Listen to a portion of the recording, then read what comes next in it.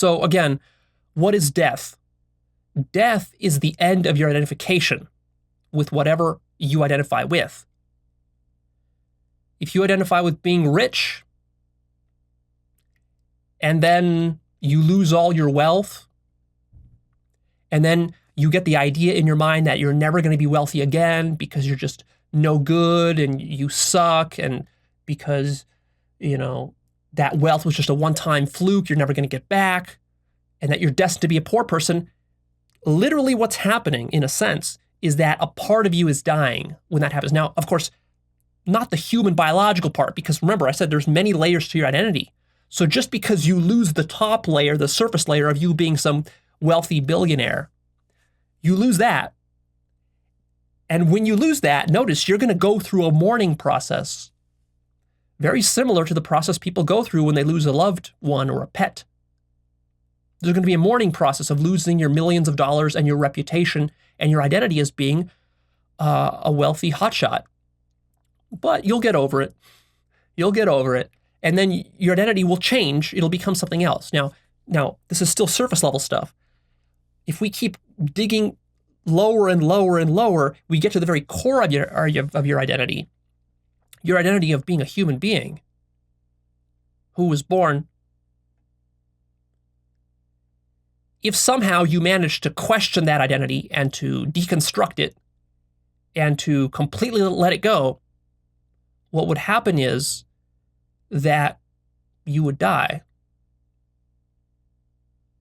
I don't mean that you would stop seeing colors and shapes. Your identity would die.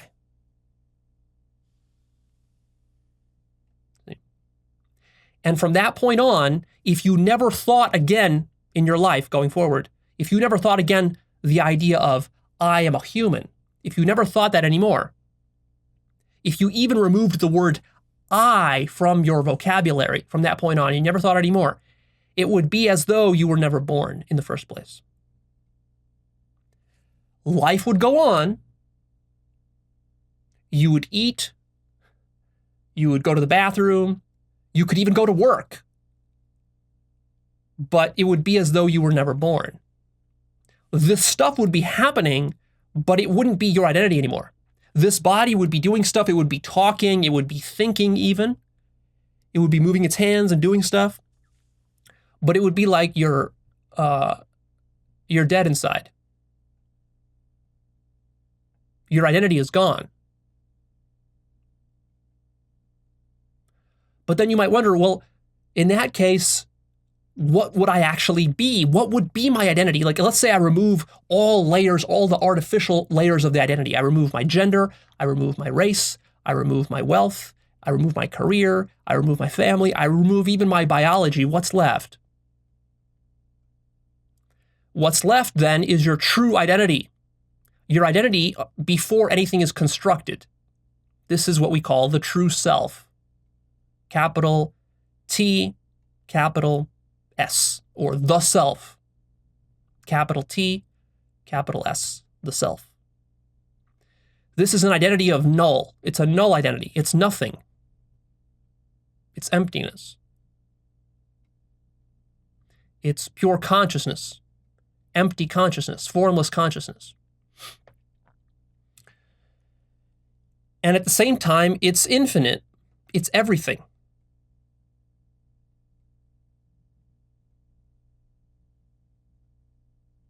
So whatever is arising is you.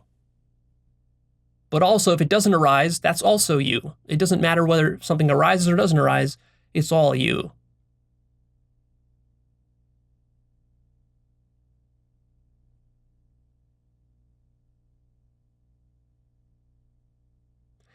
Now you might say, okay, Leo, fine, but what about actual death? What about physical death? No, you're not getting it. When you tell yourself, but what about actual death? What about physical death? You're imagining that. There's no such thing as physical death.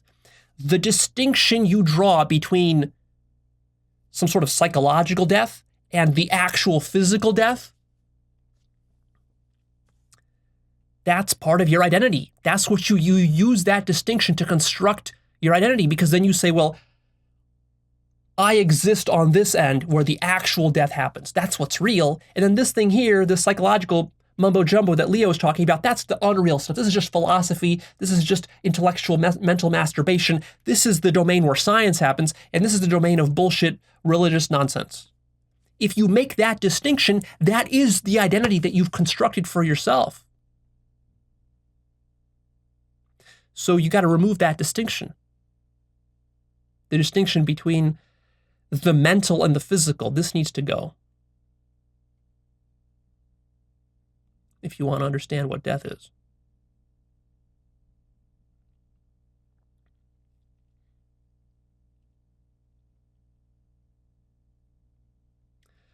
So it's possible for you to become conscious of or to experience death without actually, what we would say, physically dying. The body doesn't need to die for you to become conscious of what death is. And the reason that's possible is because you never were the body. The body is an identity you constructed for yourself. So you can unconstruct, you can deconstruct that identity, and you can experience what death is, become conscious of what death is, without having to undergo physical death. You don't need to shoot yourself or harm yourself. See? If you actually were the body, if that was your ultimate identity, then you would have to actually physically harm yourself in order to understand what death is. But that was just a materialist assumption that was never deeply questioned. Now we've questioned it, and when we question it deep enough, we get to the point where we realize that, oh, I don't even need to do that to die. See? And so in this way, what becomes possible is for you to die, as they say, die before you die. Die before the body dies.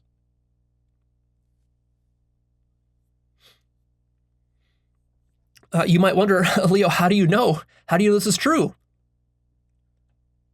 Well, this is not a belief that I hold, of course. This is something I've directly become conscious of and that I've experienced. I've died many times, and I've gone through this process to the point where it's not even a big deal anymore to die, because you just know what death is. You're conscious of what it is. In fact, there's no distinction between life and death. So you can become so conscious that you realize that when you die, you don't go anywhere because there's nowhere to go. Because the idea that there's a here and a there, like while I'm alive, I'm here, but when I'm dead, I'll be somewhere else. This idea of being here or there, this is a duality in and of itself. There is no here or there. Everywhere is one place. Everywhere is nowhere. So try to maybe look at it from this perspective.